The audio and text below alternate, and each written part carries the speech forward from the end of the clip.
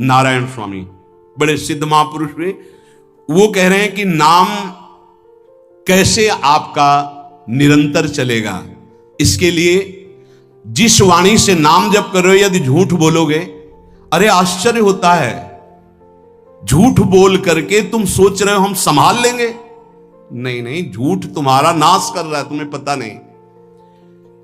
जिस जिह्वा से नाम जप कर रहे हो, अगर नाम का विशेष फल प्राप्त करना है, जल्दी फल प्राप्त करना है, आपको दुखों से बचना है, पाप भस्म करना है, तो झूठ बोलना बंद कर दीजिए। क्या बिगड़ जाएगा आपका? सच्ची बोलने में क्या बिगड़ जाएगा? सच्ची बोलना शुरू करोगे, हिम्मत नहीं रह जाएगी पाप करने की। ये जो पाप करने की तुम्हारी हिम्मत पड़ रही, झूठ बोलने के कारण पड़ रही। नहीं, असत्य संपातक पुंजा, सबसे बड़ा पाप झूठ बोलना। उससे क्या होता है? हर चीज हम छुपाना चाहते, किससे? उस सर्वज्ञ परमात्मा से, गुरुदेव से। नहीं, झूठ नहीं। नाम इसीलिए नहीं चल पा रहा, थोड़ी दिन नाम चलाएंगे छूट जाएगा, क्योंकि आप झूठ बोलते हैं, पापाचरण करते हैं। अगर नाम को चलाना है तो नारायण स्वामी जी कह रहे हैं, पहली बात मौन का आश्रय लीजिए, कम बोलिए, अधिकतर चुप रहना सीखिए, तभी नाम चला पाएंगे। जो कार्य कर रहे हैं आप उस पर ध्यान दें, उस कार्य को एकाग्रता पूर्वक करें, वाणी को मौन रखें, उस वाणी से धीरे धीरे नाम उच्चारण करें। कम से कम 24 घंटे में 4 घंटे मौन का तो सबको अभ्यास कर लेना चाहिए। 24 घंटे में 4 घंटे मौन का। तो ऐसे ऐसे बुद्धिमान हो कहेंगे हम 6 घंटे मौन रहते हैं। कब? बोले जब सोते हैं तब। आप 4 घंटे कह रहे हो, हम 6 घंटे मौन रहते हैं। 24 घंटे में हम 6 घंटे मौन रहते हैं। बहुत बुद्धिमान है। बोले आप 4 घंटे कहते हो, हम 6 घंटे मौन रहते हैं। तो कब आप मौन रहते हैं? बोले जब सोते हैं तो 6 घंटे सोते हैं, मौन ही रहते हैं उस समय। मौन जागृत की कह रहा हूं, 4 घंटे का। नारायण स्वामी के बहुत बड़े महापुरुष हुए, तुम 4 घंटे मौन का अभ्यास करो, ऐसा निकालो 2 घंटे, 2-2 घंटे करके 24 घंटे में 4 घंटे मौन। उस समय हम किसी से बात नहीं करेंगे, नाम जप करेंगे। कार्य करो, कार्य करने के लिए मना नहीं कर रहे हैं। कम बोलो। आजकल लोग अपनी जीवनी शक्ति को बोलने के द्वारा बहुत नष्ट कर रहे हैं, व्यर्थ की बातें करते रहते हैं। 4 आदमी चल रहे हो, आप पीछे चलिएगा, सुनते, बेमतलब की बातें। नाम जप नहीं होगा, वो डिलीट नहीं होंगी, वैसे ही बनी रहेंगी, अगले जन्म के लिए तैयार हो रहा है। इसलिए नाम यदि सिद्ध करना है, नाम का फल लेना है, नाम का आनंद लेना है, तो वृथा भाषण बंद करो, बेकार की बात बंद करो। जितना कम बोलने से काम चल जाए उतना। सामने वाले को बोलने दीजिए, आप बीच में नाम चल रहा है जी, नाम चल रहा है। जब कोई आवश्यक बात हुई, पवित्र शब्द बोल दिया, नहीं चुपचाप सुनो ना। उसको लग रहा है कि आप संभाषण करो, मान लो रिश्तेदार है, नातेदार है, मित्र, अब आप व्यवहार में हैं, आप सीधे ये तो नहीं कह सकते हमसे बात मत करो। नहीं, हाँ बात कीजिए, लेकिन आप कम बोलिए, उसको बोलने दीजिए, आप नाम जप कीजिए, जरूरत भर बात कीजिए। बात में भगवान की चर्चा हो तो कोई बात नहीं, अगर प्रपंच की चर्चा है तो बचने की कोशिश कीजिए। अपने संबंधियों, अपने दोस्तों, अपने व्यवहारियों से व्यवहार, दोस्ती, संबंध शिथिल कीजिए, तभी नाम में प्रीति होगी। अगर ये अब हमारे दोस्त आ गए हैं तो फिर वो दोस्त छूट जाएगा नाम, अब बातें शुरू हो गई प्रपंच की। धन्य है ऐसी बुद्धि जो प्रियजनों से भी संभाषण केवल भगवत वाक्यों का, अन्यथा नहीं। इसीलिए इस मार्ग को वर्ण करना बहुत कठिन है। एक ऐसा तुम्हारा निवास स्थान होना चाहिए अलग, जिसमें अपने रिश्तेदार, नातेदार, व्यवहारियों का प्रवेश ना हो। आपकी शैया अलग होनी चाहिए। अगर नाम जापक नाम सिद्ध करना चाहता है, नाम का फल लेना चाहता है, नाम निरंतर चलाना चाहता है, तो जिस आसन पर आप बैठते हैं उसी में प्रपंची, विषयी, संसारिक वृत्ति वाले बैठेंगे तो भजन की वृत्ति नहीं बन पाएगी। एक ऐसा, वैसे होते हैं घरों में बैठने वालों का अलग, लेकिन साधन कक्ष अलग होना चाहिए अपना। किसी का यदि प्रवेश ना हो तो आप देखेंगे कि आपके साधन के परमाणु आपको वहां बैठते ही तत्काल विक्षेप रहित करके भजन में लगा देंगे। अगर घर में ऐसा कुछ ना हो तो एक आसन अपना अकेला रखिए, जिस पर आप शयन करें वो आसन केवल आपका ही होना चाहिए। अगर वो सार्वजनिक बैठने के लिए ही है, ऐसी व्यवस्था नहीं, तो आसन समेट कर अपना अलग रख दीजिए और दूसरे आसनों पर बैठा लिए, फिर वो आसन हटाकर जब आप शयन करें तो आपका आसन होना चाहिए। इसका बहुत बड़ा प्रभाव पड़ेगा। कोई भी ऐसा दृश्य या पुस्तक ना पढ़ें जो वासनात्मक हो और प्रभु के नाम से आपको विमुख कर दे। अखबार आदि, समाचार आदि, ये हमारे चिंतन को नष्ट करते हैं। अगर नाम जप करना है, निरंतर नाम स्मृति बैठालनी है, एक घटना कई मिनट तक विक्षेप देती है। ऐसा हुआ, कैसे लोग हैं, अब उसमें तो समाचार ही हो रहे हैं, सैकड़ों बातें हो रही, पेपर है तो सैकड़ों बातें लिखी हैं, क्या क्या, अब वो सब दिमाग में भर गई। इतना व्यसन है किसी किसी को पेपर पढ़ने का, समाचार पत्र पढ़ने का, कि सुबह होते ही वो विरह में रहते हैं कि पेपर आ जाएगा। आया नहीं, मिला तो ऐसी एकाग्रता से पढ़ते हैं जैसे वेदांत चिंतन करने वाला वेदांत चिंतन। चश्मा लगा, चाय रखी, ठंडी हो रही, उससे मतलब बीच बीच में चाय और चश्मा से पेपर, और पूरे दिमाग में वही। अब क्या करेगा, जो पढ़ा है उसका चिंतन बनेगा, वही बोला जाएगा। अब जहां चार मिले तो तुम्हें पता है, उत्तर प्रदेश में ये हुआ, मध्य प्रदेश में ये हुआ, चर्चा दिमाग। नाम जापक पूज्य श्री नारायण स्वामी कह रहे, अखबार पढ़ना, दुनिया भर के प्रपंच की जिसमें बातें हैं, ऐसे समाचार, ऐसे टेलीविजन देखना, ये तुम्हारे हृदय में नाम नहीं चलने देंगे, तुम्हारी स्फुरणा को गंदी कर देंगे, बेकार का वक्त खराब होगा। इसलिए अगर आपको पढ़ना ही है तो धार्मिक ग्रंथों को पढ़िए,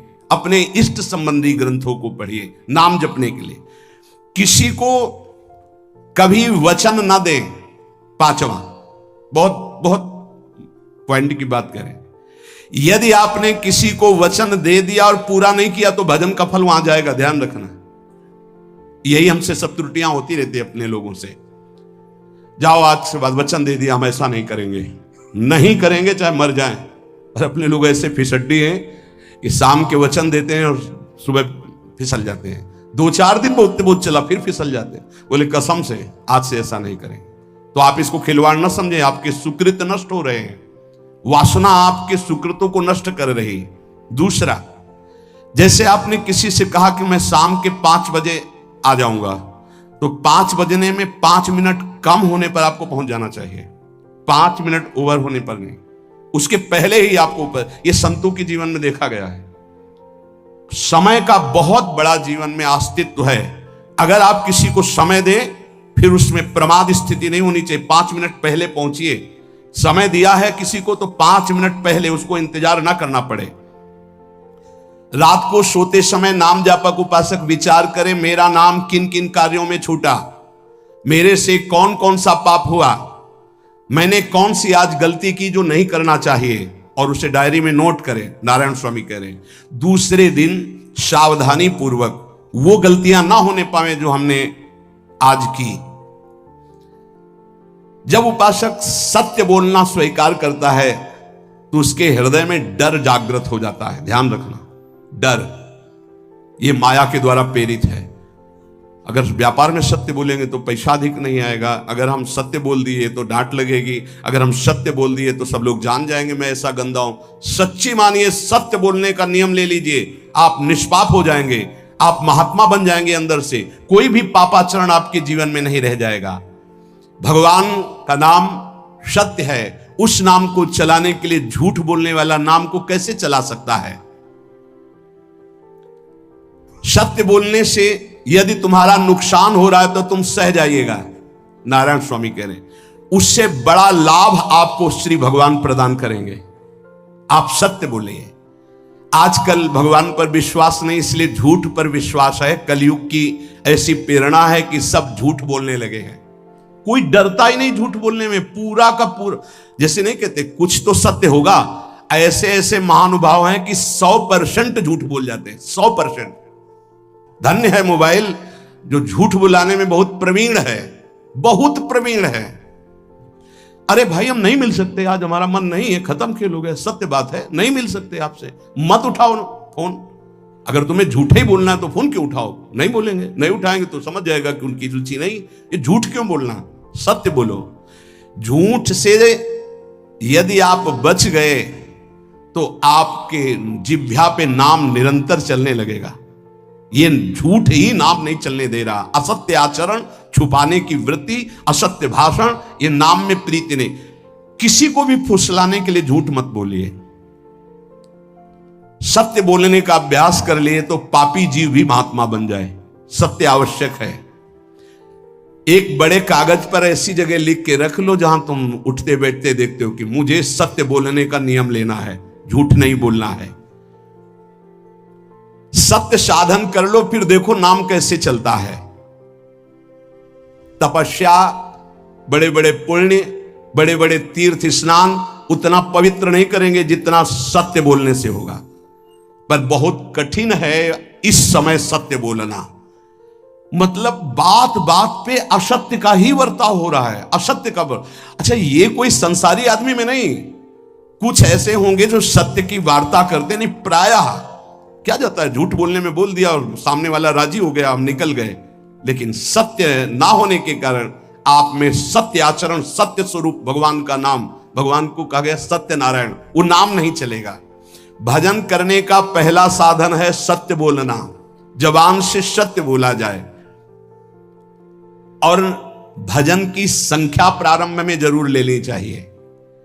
यदि 10 माला का नियम लिया, 20 माला का नियम लिया, तो उसे निर्वाह करो। जैसे यहां शरणागति मंत्र मिलता है तो 11 माला प्रारंभ में दी जाती कि आपको करना ही है, ज्यादा हो जाए वो ठीक, 11 से कम वो कभी जीवन में नहीं। अपने जीवन में गुरु आज्ञा 11 माला तो करनी है, हर समय करना है।